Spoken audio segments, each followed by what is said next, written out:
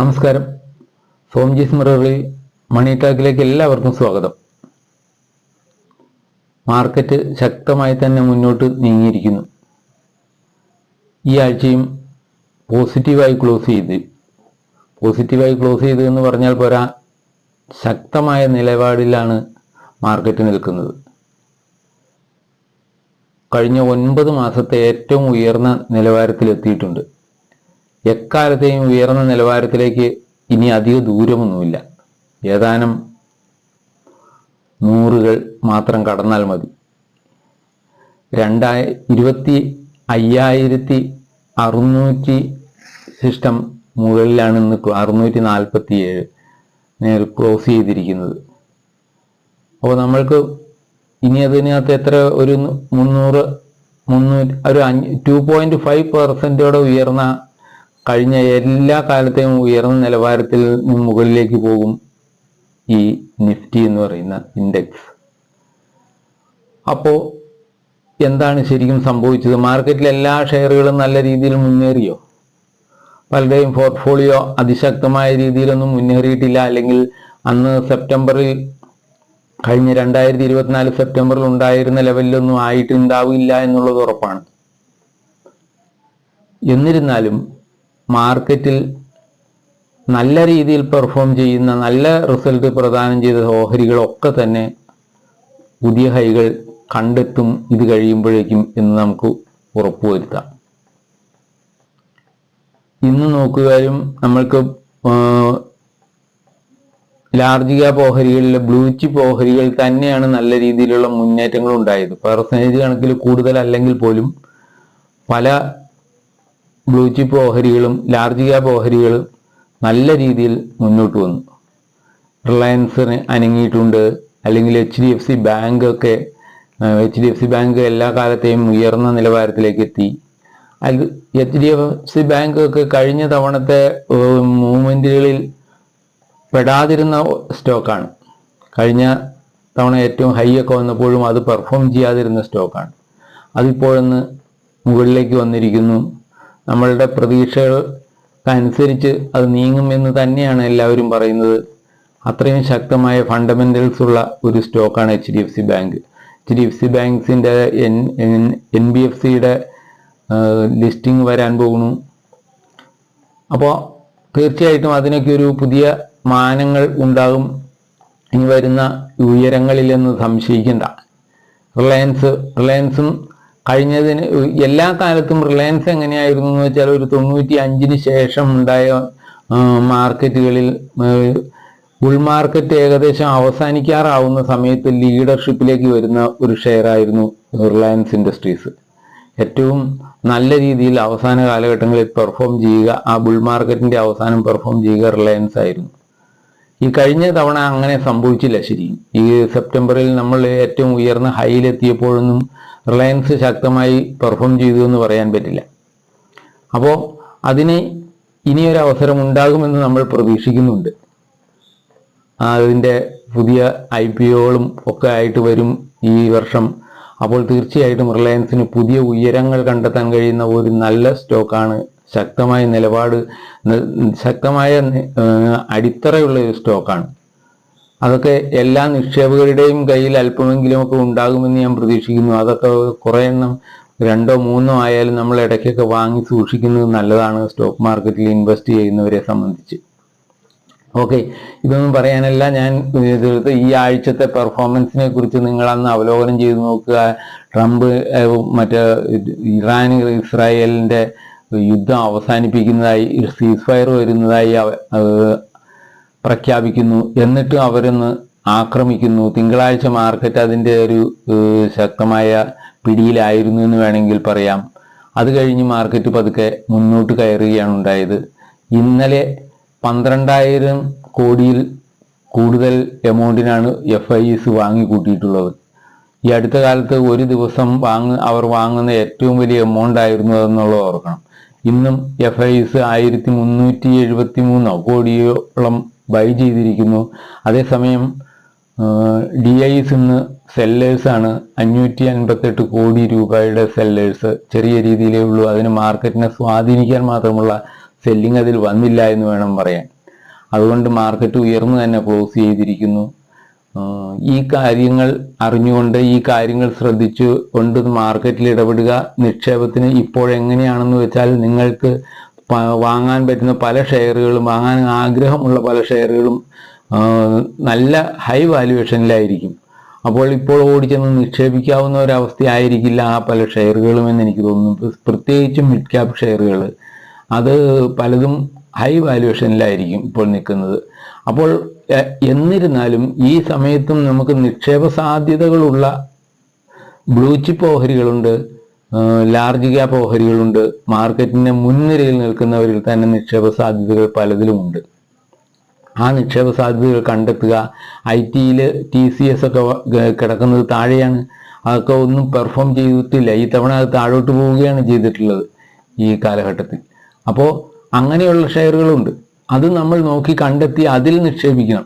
അതും മാർക്കറ്റ് ഇടിയുന്ന സമയങ്ങളിൽ ഓരോ ഷെയർ, സ്പെസിഫിക് ഷെയറിൻ്റെ മൂവ്മെൻറ്റുകൾ ശ്രദ്ധിച്ച് അത് വാങ്ങാൻ ശ്രമിക്കുക എന്നുള്ളതാണ്. ഹൈ ആകുന്തോറും നമ്മളുടെ വാങ്ങൽ സാധ്യതകൾ കുറയുകയാണ്, അല്ലെങ്കിൽ നിക്ഷേപ സാധ്യതകൾ കുറയുകയാണ് ചെയ്യുന്നത്. മാർക്കറ്റ് ഉയർന്നു പോകുന്തോറും നമ്മൾക്ക് നിക്ഷേപിക്കാനുള്ള സാധ്യത കുറയും. പക്ഷേ അധികം പേരും മാർക്കറ്റിൽ ചെന്ന് ചാടുന്നത് ഈ ഉയർന്നു പോകുന്ന സമയത്തായിരിക്കും എന്നുള്ളത് വസ്തുതയാണ്. അതുകൊണ്ടാണല്ലോ മാർക്കറ്റ് വീണ്ടും ഉയർന്നു പോകുന്നത്. അപ്പോൾ ആ രീതിയിലാണ് മാർക്കറ്റ് പോവുക. അതേസമയം മാർക്കറ്റിൽ സ്ഥിരമായി നിക്ഷേപം നടത്തിക്കൊണ്ടിരിക്കുന്നവർക്ക് അറിയാം മാർക്കറ്റിൻ്റെ ടെൻഡൻസി എവിടെ നിൽക്കുന്നു, ഇപ്പോഴതെങ്ങനെയാണ്, ആ സ്പെസിഫിക് ഷെയർ എങ്ങനെ പെർഫോം ചെയ്തു, ഇതൊക്കെ അറിഞ്ഞുകൊണ്ട് മാർക്കറ്റ് താഴ്ന്ന സമയത്ത് പതുക്കെ നിക്ഷേപിച്ചു തുടങ്ങുന്നവരായിരിക്കും ഈ ബുൾ മാർക്കറ്റ് ഉയർന്നു വരുമ്പോൾ തീർച്ചയായിട്ടും അവരായിരിക്കും വിജയിക്കുക. അവർ സ്ഥിരത കാണിച്ചിട്ടുണ്ടെങ്കിൽ അവർ തീർച്ചയായിട്ടും വിജയിക്കും. അതേസമയം ഇപ്പോൾ നിക്ഷേപിക്കാൻ തുടങ്ങുന്നവരുടെ സാധ്യതകൾ പിന്നെ അടുത്ത ബുൾ മാർക്കറ്റ് ആവണം. ഇപ്പോഴത്തേത് കഴിഞ്ഞിട്ട് അടുത്ത ബുൾ മാർക്കറ്റ് വന്നാലേ പലപ്പോഴും സാധിച്ചു എന്നിരിക്കുകയുള്ളൂ. അപ്പോൾ ആ വ്യത്യാസങ്ങളുണ്ട്. ഇപ്പോൾ നിക്ഷേപിക്കുമ്പോഴും മാർക്കറ്റ് ഇടിഞ്ഞിരിക്കുമ്പോൾ നിക്ഷേപിക്കുന്നതും തമ്മിലുള്ള വ്യത്യാസങ്ങൾ നമ്മൾ മനസ്സിലാക്കിയിട്ട് വേണം നിക്ഷേപിക്കാൻ. മറ്റേ ഇപ്പോൾ കൊണ്ടേ എല്ലാം നിക്ഷേപിക്കുന്നവൻ അടുത്ത ഇടിവ് വരുമ്പോൾ സങ്കടപ്പെടും. അതിനു പകരം ഇപ്പോഴും നിക്ഷേപിക്കാവുന്ന ചില സ്റ്റോക്കുകൾ, അതായത് വാല്യുവേഷനിൽ കുറഞ്ഞു നിൽക്കുന്നത് അല്ലെങ്കിൽ ഇതുപോലെ പെർഫോം ചെയ്യാത്ത നല്ല ഫണ്ടമെന്റൽസ് ഉള്ള സ്റ്റോക്കുകൾ ഇപ്പോഴും ഉണ്ട്. അവയെ തിരഞ്ഞു കണ്ടെത്തുക. അതാണ് ഇതിനകത്ത് നമ്മൾക്ക് ചെയ്യാവുന്ന ഏറ്റവും നല്ല കാര്യം. അങ്ങനെയുള്ള പെർഫോമൻസ് ഉള്ള ഷെയറുകളെ നിങ്ങൾ നോക്കി കണ്ടെത്തുക. മാർക്കറ്റിൽ ഇപ്പോൾ തീർച്ചയായിട്ടും നമുക്കൊരു പോസിറ്റീവായിട്ടുള്ള ട്രെൻഡ് തന്നെയാണ്. അതിനെ മറികടക്കാനുള്ള എന്തെങ്കിലും അത്യാഹിതങ്ങൾ സംഭവിക്കണം. അല്ലെങ്കിൽ മാർക്കറ്റ് ഈ അടുത്ത ആഴ്ചയോ അല്ലെങ്കിൽ അതിനടുത്ത ആഴ്ചയോ ഏറ്റവും ഉയർന്ന നിലവാരത്തിലെത്തുമെന്നുള്ളത് സംശയിക്കേണ്ട കാര്യമല്ല. അത് ജൂലൈ അവസാനത്തോടെയെങ്കിലും ആകാം. ചിലപ്പോൾ അത് നീണ്ടുപോകാം ഒരു ഇടിവ് സംഭവിച്ചാൽ.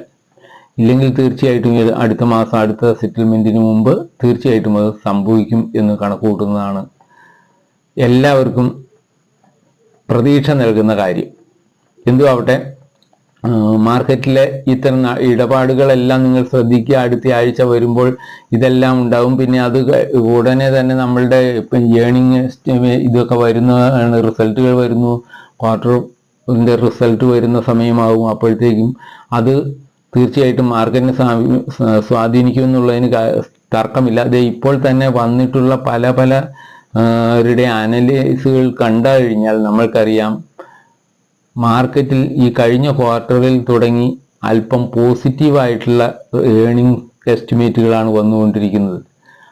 എല്ലാ കമ്പനികളും തന്നെ പോസിറ്റീവായി മാറിക്കൊണ്ടിരിക്കുന്നു, അല്ലെങ്കിൽ അതിനു മുമ്പത്തെ ക്വാർട്ടറിലേക്കാൾ കൂടിയ പെർഫോമൻസ് ഈ ക്വാർട്ടറിൽ കാഴ്ചവെക്കുന്നു എന്നാണ് എല്ലാവരും പറയുന്നത്. അപ്പോൾ ഓരോ ഇതിനും വ്യത്യാസം വന്നിട്ടുണ്ട്. 3.5 ഒക്കെ ഉണ്ടായിരുന്നു, ഇപ്പോൾ അത് 7.5 വരുന്നു എന്ന് പറയുന്നു ഏണിംഗ് എസ്റ്റിമേറ്റിൽ ഉണ്ടാകുന്ന ആ വ്യത്യാസം. അപ്പോൾ തീർച്ചയായിട്ടും മാർക്കറ്റ് നമ്മളുടെ പ്രതീക്ഷ അനുസരിച്ച് മാർക്കറ്റിൽ ഉൽപാദനം കൂടുന്നു അല്ലെങ്കിൽ കൺസംഷൻ കൂടുന്നു എന്നൊക്കെ തന്നെയാണ് അതിൽ നിന്ന് മനസ്സിലാക്കേണ്ടത്. ഓരോ കമ്പനിയെ സംബന്ധിച്ചും അതിൻ്റെ അടുത്ത ക്വാർട്ടറിലെ റിസൾട്ട് വരുമ്പോൾ അവരുടെ പെർഫോമൻസിൽ എന്ത് വ്യത്യാസം വന്നു എന്ന് എല്ലാവരും നോക്കുന്നുണ്ട്. അതനുസരിച്ച് അതിൻ്റെ വിലയിൽ മാറ്റങ്ങളും ഉണ്ടാകും. അപ്പോൾ അങ്ങനെയുള്ള എസ്റ്റിമേറ്റുകളെ കുറിച്ചുള്ള അനലൈസ് ഒക്കെ ചെയ്തു വരുമ്പോൾ കാണാൻ പറ്റുന്നത് കമ്പനികളുടെ പെർഫോമൻസ് മെച്ചപ്പെടുന്നു എന്നാണ്. അതുപോലെ ഗവൺമെന്റിന്റെ സ്പെൻഡിങ് മെച്ചപ്പെടുന്നു എന്നാണ്. ഇത്തരം കാര്യങ്ങളെല്ലാം അതേ രീതിയിൽ തന്നെ തുടരുകയാണ്, മുന്നോട്ട് തന്നെ പോവുകയാണ്. അതും RBIയുടെ ഈ തവണത്തെ അവലോകനം വന്നപ്പോൾ ഒരിക്കലും പ്രതീക്ഷിക്കാത്തത്ര രീതിയിലുള്ള നടപടികളാണ് ഉണ്ടായത്. 0.5% കുറയ്ക്കുക റീപ്പോ നിരക്ക്, അതുപോലെ തന്നെ 1% CRR കട്ട് ചെയ്യുക. ഇതൊക്കെ അപൂർവമായി സംഭവിക്കുന്ന കാര്യങ്ങളാണ്. ഇത്രയൊക്കെ അതൊക്കെ കൊടുക്കുന്നത് മാർക്കറ്റിന് ഒരു പുഷിന് വേണ്ടി തന്നെയാണ്, മാർക്കറ്റ് ഉയരാൻ വേണ്ടി തന്നെയാണ്, അല്ലെങ്കിൽ ഇവിടെ നിക്ഷേപ സാധ്യതകൾ കൂടുതൽ ഉണ്ടാകാൻ വേണ്ടി തന്നെയാണ്. ഗവൺമെന്റ് അങ്ങനെ ആഗ്രഹിക്കുന്നു എന്നുള്ളത് ഉറപ്പിച്ചിട്ടുള്ള കാര്യമായതുകൊണ്ടാണ് മാർക്കറ്റിൽ എല്ലാം പ്ലസ്സായി തീർന്നുകൊണ്ടിരിക്കുകയാണ് ഇപ്പോൾ. ഏത് നിലവിൽ നോക്കിയാലും അതിനെ തരണം ചെയ്യാവുന്ന എന്തെങ്കിലും ആക്സിഡന്റൽ ആയിട്ടുള്ള സംഭവവികാസങ്ങൾ ഉണ്ടായാൽ മാത്രമേ മാർക്കറ്റിന് താഴാൻ സാധിക്കുകയുള്ളൂ, അല്ലെങ്കിൽ പൊളിയാൻ സാധിക്കുകയുള്ളൂ മാർക്കറ്റ്. അല്ലാത്തിടത്തോളം മുന്നോട്ട് തന്നെയാണ്. ഹൈ ഉടനെ തന്നെ ഉണ്ടാകുമെന്ന് നമുക്ക് പ്രതീക്ഷിക്കാം. ഓക്കെ, എന്നെ ശ്രവിച്ച എല്ലാവർക്കും നന്ദി. നിങ്ങളുടെ സഹായം പ്രതീക്ഷിക്കുന്നു. ഞായറാഴ്ചത്തെ സൺഡേ സ്റ്റോക്ക് ടോക്കിൽ നിങ്ങൾക്ക് ഒരു ഷെയറുകൾ പരിചയപ്പെടുത്തിക്കൊണ്ടുള്ള ഇതുണ്ടാകും. ഒരു 5 വർഷത്തേക്ക് ഉള്ള നിക്ഷേപ സാധ്യതകളുള്ള ഒരു 10 ഷെയറുകളെ പരിചയപ്പെടുത്തുന്നതാണ്. 5 വർഷത്തേക്ക്, അതായത് ലോങ് ടേമിലേക്കുള്ള നിക്ഷേപം മാത്രമാണ് കേട്ടോ പരിഗണിക്കുന്നത്. അതിന് നിങ്ങൾ എല്ലാവരും തയ്യാറാവുക. നിങ്ങൾ നിക്ഷേപിക്കുന്നത് ലോങ് ടേമിലേക്ക് തന്നെ ആയിക്കൊള്ളട്ടെ. ലോങ് ടേമിൽ നിക്ഷേപിച്ച് നിങ്ങളിപ്പോൾ 5 വർഷത്തേക്ക് നിക്ഷേപിച്ചു, 2 വർഷമായിപ്പോൾ നിങ്ങൾ ഉദ്ദേശിച്ച പ്രോഫിറ്റ് കിട്ടി വിറ്റ് മാറുന്നതിനൊന്നും കുഴപ്പമില്ല. പക്ഷെ നമ്മൾ തീരുമാനിക്കുമ്പോൾ 5 വർഷത്തേക്ക് തീരുമാനിച്ച് തുടങ്ങിയാലേ നമുക്കതിൽ നിന്ന് നേട്ടം ഉണ്ടാക്കാനാവുകയുള്ളൂ. പലപ്പോഴും ചിലപ്പോൾ 4 വർഷം അനങ്ങാതെ കിടന്ന ഷെയർ ആവും. 5-ാമത്തെ വർഷം ഗംഭീരമായി പെർഫോം ചെയ്ത് 10-15 ഇരട്ടികളിലേക്ക് എത്തുന്ന ഷെയറുകളുണ്ട്. അതിൻ്റെ റിസൾട്ട് എല്ലാം അങ്ങനെ ആയിരിക്കും. തുടങ്ങിയിട്ടുള്ള ഒരു കമ്പനിയാണെങ്കിൽ ചിലപ്പോൾ 4-ാമത്തെ വർഷമോ 5-ാമത്തെ വർഷമോ ആയിരിക്കും അതിൻ്റെ പീക്കിലേക്ക് വരിക റിസൾട്ട്. അങ്ങനെയുള്ള വ്യത്യാസങ്ങളുണ്ട്. അതുകൊണ്ട് നിങ്ങൾ ലോങ് ടൈമിലേക്ക് നിക്ഷേപിക്കാൻ ആഗ്രഹിക്കുന്നവർക്ക് വേണ്ടിയാണ് അടുത്ത സൺഡേ സ്റ്റോക്ക് ടോക്കിലെ വീഡിയോ എന്ന് പറയുന്നു. നിങ്ങൾ അത് ശ്രദ്ധിക്കുമെന്ന് വിചാരിക്കുന്നു. Okay, thank you. വീണ്ടും കാണാം. നമസ്കാരം.